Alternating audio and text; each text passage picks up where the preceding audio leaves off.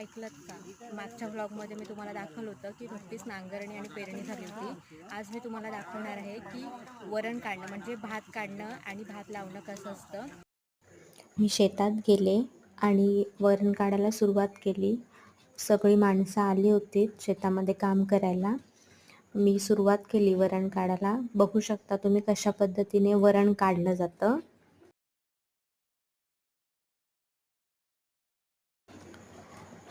त्यानंतर तुम्ही बघू शकता की भाताची पेंडी कशा पद्धतीने बांधली जाते.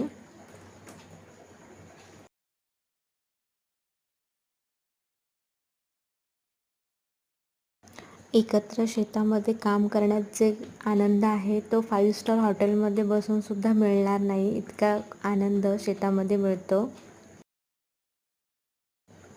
बैलांच्या साहाय्याने बघू शकता कसा नांगरणी केली जाते. त्या चिखलामध्ये बैलांच्या पायांनी चिखल तो तुडवला जातो आणि नांगरणी केली जाते. त्यानंतर झालेल्या चिखलामध्ये कशा प्रकारे भात लावलं जातं हे तुम्ही बघू शकता.